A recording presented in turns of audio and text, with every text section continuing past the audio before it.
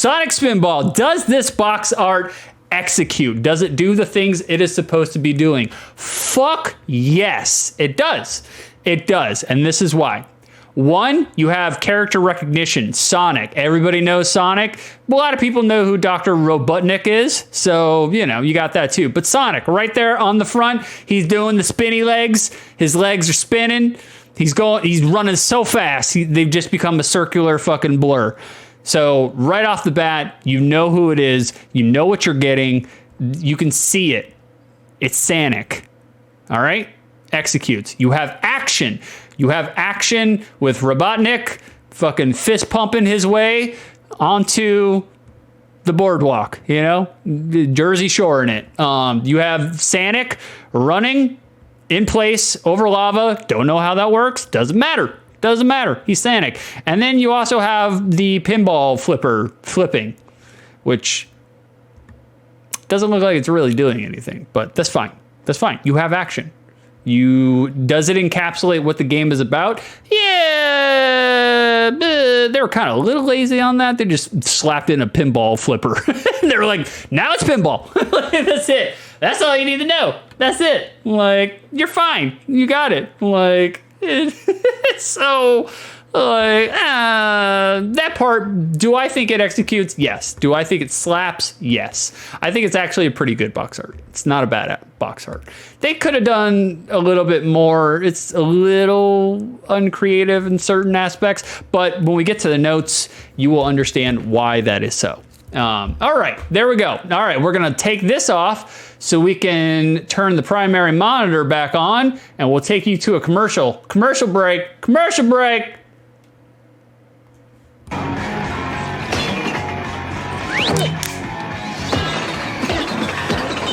This is what it feels like.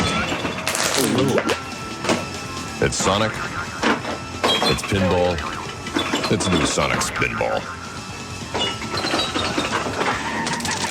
It's faster.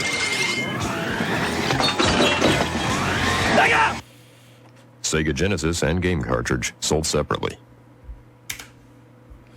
All right, there's that. Take it back over here. Bring that away, and then bring Spinball back. There he is. Got it. Executed. We got it. Good. Yeah, I was going to say, legit good commercial. I agree with Knox. May give some people headaches. It is like the whole pinball aspect is disorienting. Like, even me, when I was watching it and fucking researching for the commercials, I was just like, oh, God, this is a little sickening. But that's fine. Speaking of sickening, outside of that, though, good commercial. Snazzy. Gets you in there. Gets you out. You know what you're looking for.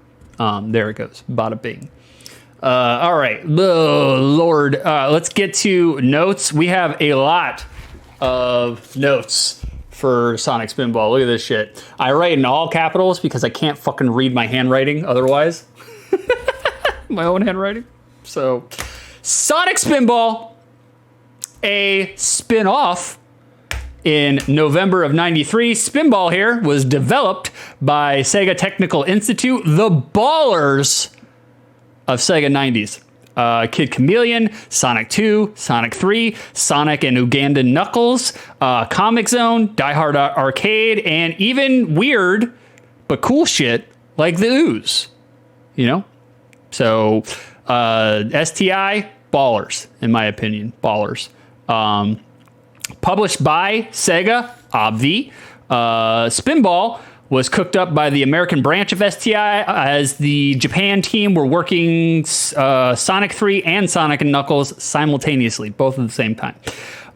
Here you go, Vicer. STI does sound bad. It does, yeah. This is what I was talking about earlier on Twitter, Vicer, when I was saying, like, Sega's doing the most Sega shit imaginable. Okay, so management realized that Christmas season of '93 would see them just holding their pecker. I just wanted to get the word pecker into a stream.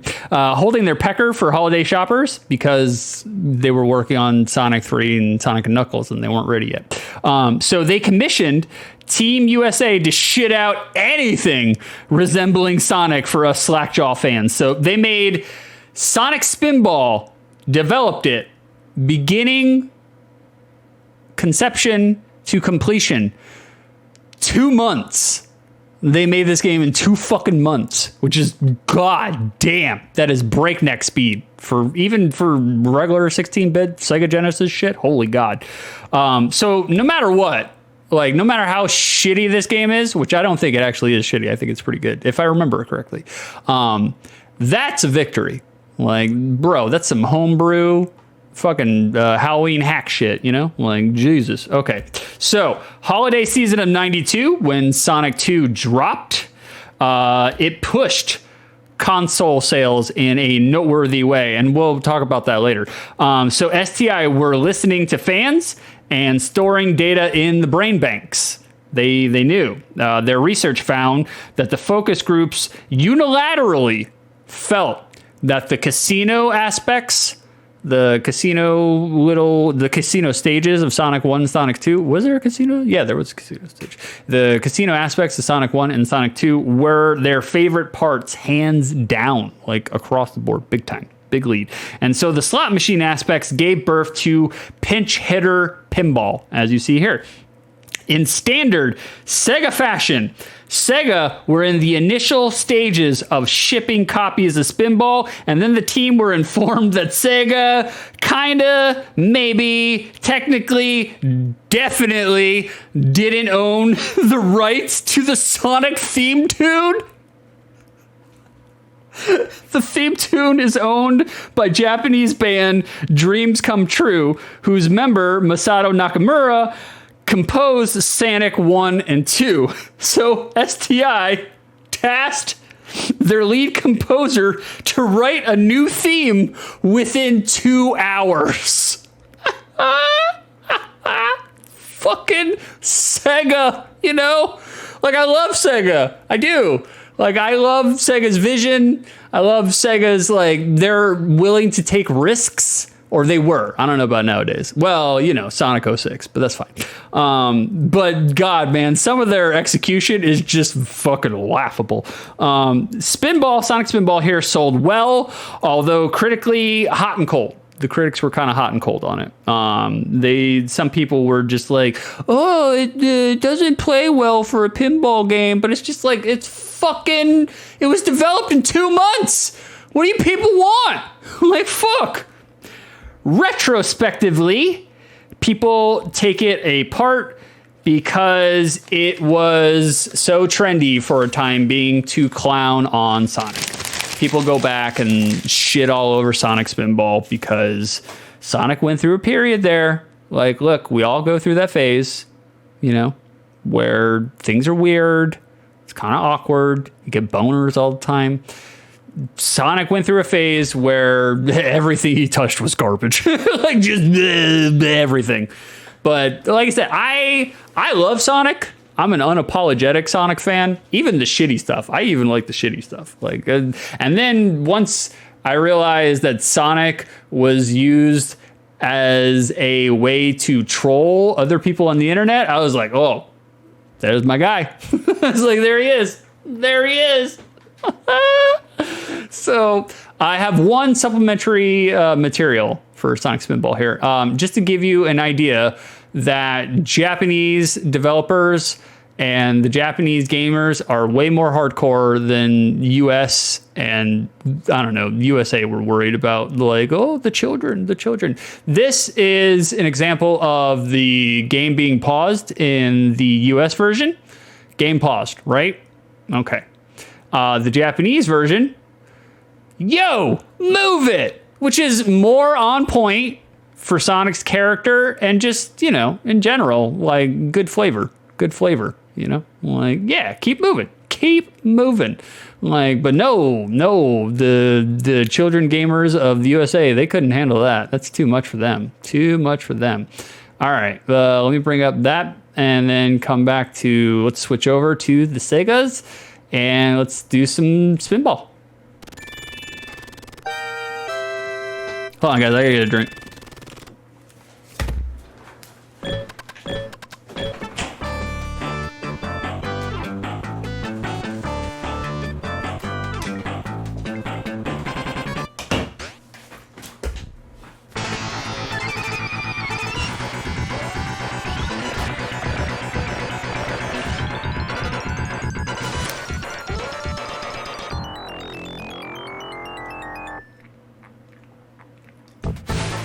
Yo, that fucks. I think that was great. Good opening, snazzy. Oh, I didn't pay attention to whether or not the theme, the tune was different. All right, let's get in this. Oh yeah, definitely different.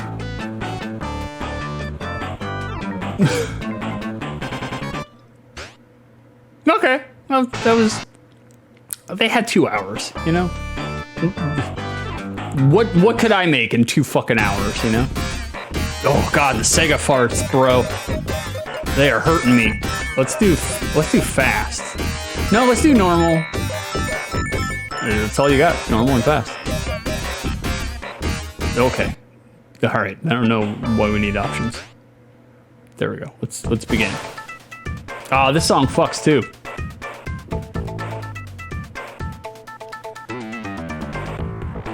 Yeah. All right, let's put 15 minutes on the clock. Oh, he's already getting impatient with us.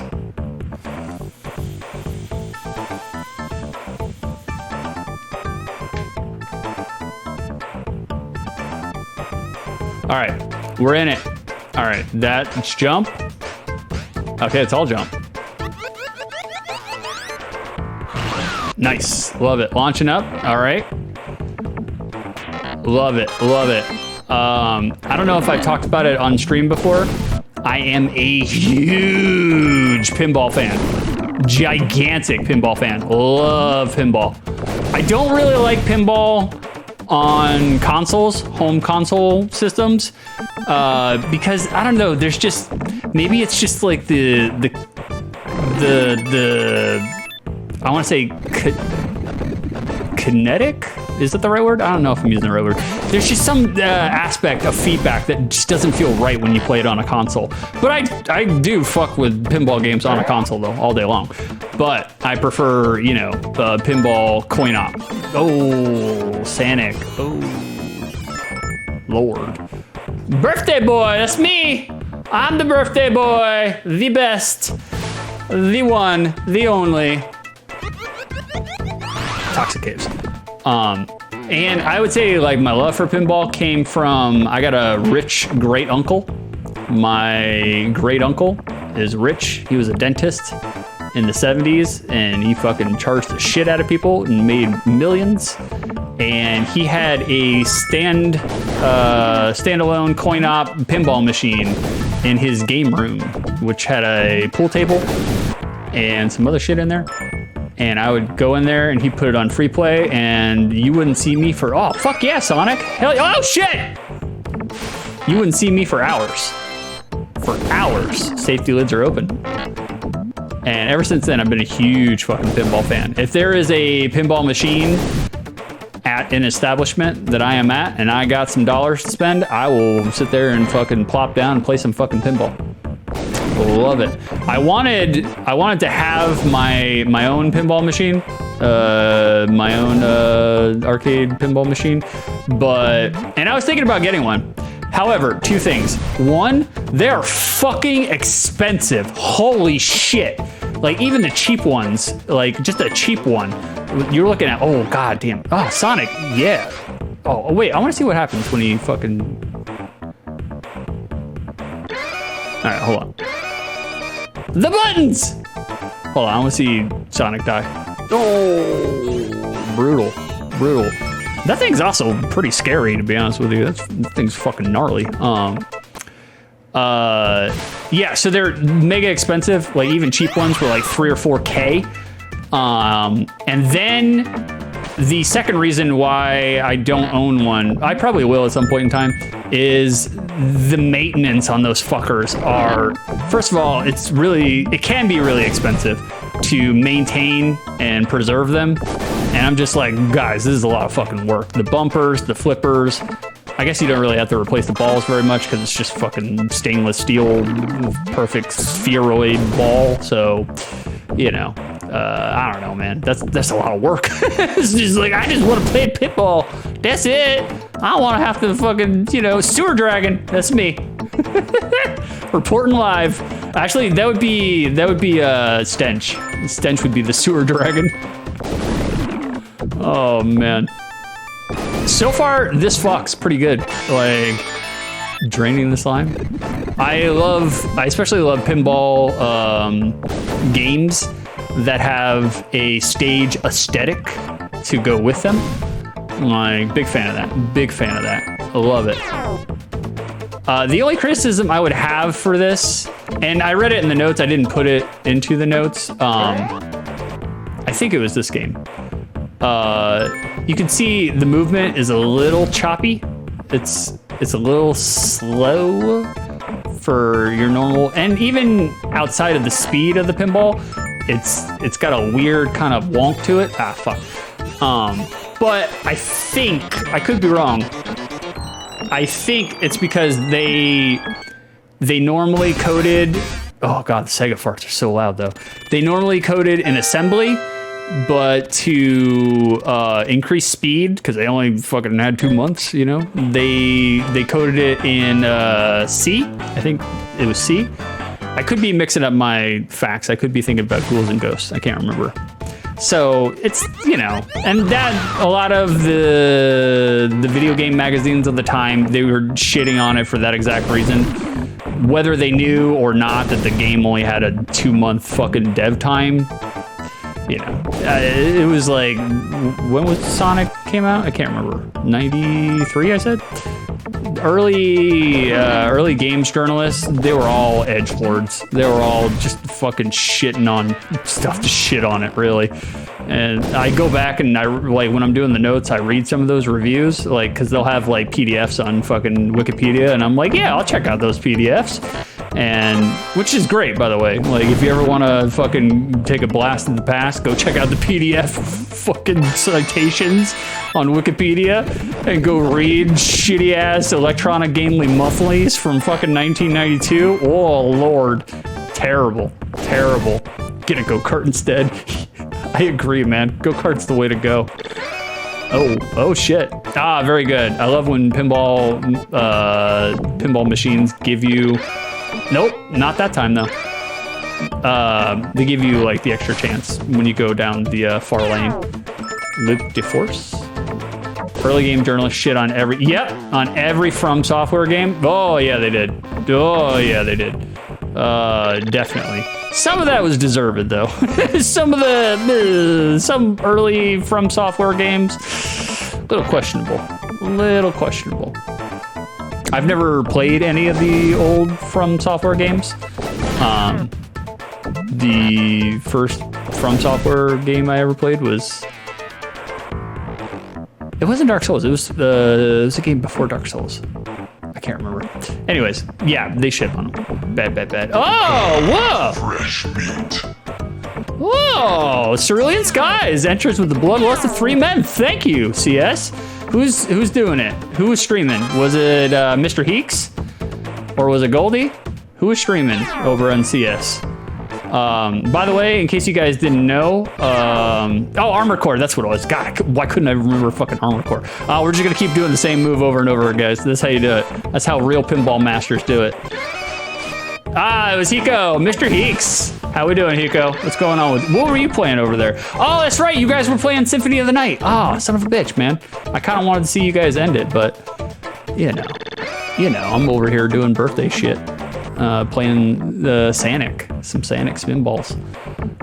Oh God. Oh, at least like, all right, look, I'll give it its flowers. Like, they do not want you to die. Like, they give you every option to keep it going, which I can appreciate, because when you got a dodo dum-dum like me, yeah, worm bag that worm. You need all the help you can get when you're dodo dum-dum. Also, in case you guys, I don't know if you guys can see, but I'm actually, in certain aspects, you are influencing Sonic's trajectory. You're moving him. Oh shit, what do we got here? Go for the cart. Yeah, go for the cart. All right. Oh, that was the wrong one. That was the wrong one. Kingsfield rocks.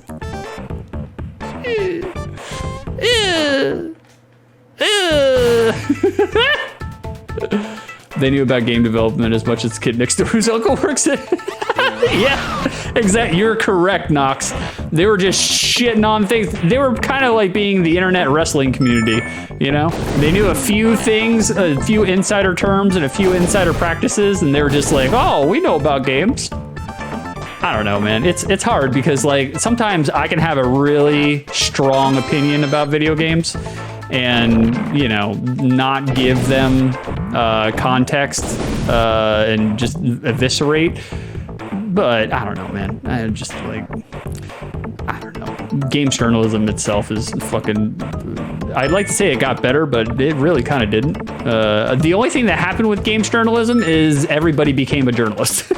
So yeah, I guess the field did get really, really bad. Like, everybody and their mother fucking can report on video games now, which is cool. Like, look, I'm a big fan of everybody having an opinion. Look at me, you know, Jesus. Like, I have all of the opinions, and not a lot of them structurally sound by any means. So, like, oh God. Nice, we're back. Yeah, let's drain that slime. That's right, baby. How's my day going? Any plans tonight? Birthday is actually, okay. If you put it out on paper, if you put my birthday out on paper, if you write it all down on paper, my birthday sucks. Because today I found out that my father's partner, my father's lover, his husband, one of the men who helped raise me as a teenager. I was raised by two sassy gay men, which if you ever read my Twitter, it shows.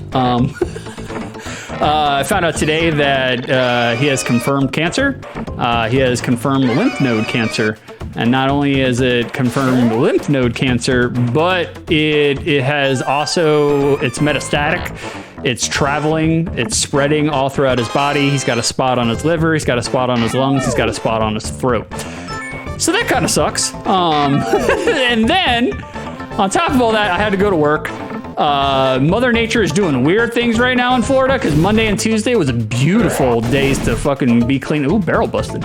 Beautiful days to be cleaning pools. It was fucking like, oh shit. Oh, whoa. Look at this. Just like a hobo. I like that though. That's super cool. I like that touch. Mother Nature can't make up its mind. The highs were like in the mid 70s on Monday and Tuesday, and then Wednesday, Thursday, and today, for whatever reason, went back up to 92 degrees with 100% humidity. Feels like you're working outside inside of an actual cheesecake. Oh, we cleaned up. Oh, we're environmentally conscious. Feels like you're working inside of an actual cheesecake, and the feels like temperature was 113 degrees outside today. It was fucking ridiculous. I was sweating my balls off. And then all day long, excited to stream, excited to, you know, get on here and party down with you guys. And I was like, you know what? I haven't checked my apartment mail in weeks because I don't check my mail. There's nothing ever good in there, ever. Unless they're sending me magic cards, I don't need to know anything that's going in there. Fuck it. I went to check my apartment mail, and then there's a letter from my landlord in there, and I was like, oh no! It's like, oh God, I'm gonna get kicked out! And then I was just like, I opened it up, and I'm not getting kicked out of my apartment, he is raising my rent. It's like, fuck! But he's raising my rent to $16.50, which sucks. Not great, but guess what? For my area in Florida, that is actually the cheapest going around, right? So there's a part of me that's just kind of like, ah, shit, hell yeah, we got a Chaos Emerald. There's a part of me that's just like, oh, okay, I'll take it. It's still cheaper than everywhere else right now. So when you put that on paper, birthday sucks. Sucks, not that great. But to be honest with you, my mood, my demeanor, I'm in a good mood. Like I had, you know, I was kind of unaffected. You know, I had some friends call me and text me and message me and Discord me and all that shit, saying happy birthday and all this shit. And just support, you know, just people letting you know that they actually fucking care about you. And that makes a big difference, you know, because like, I don't know, man, sometimes in my adult years, I started to get depressed about birthdays. Not necessarily because like, oh, I'm getting old, because like no matter how old I get, I always feel like I'm eternally 16 years old in my brain. I never feel like a true, fully fleshed out fucking adult. So, you know, but there's this weird depression that kind of lurks whenever I have a birthday, because it's like you have expectations, but they're not totally defined. They're not totally clear what your expectations are, but your brain has some sort of expectations about your birthday. And then, you know, your actual birthday happens as an adult, and they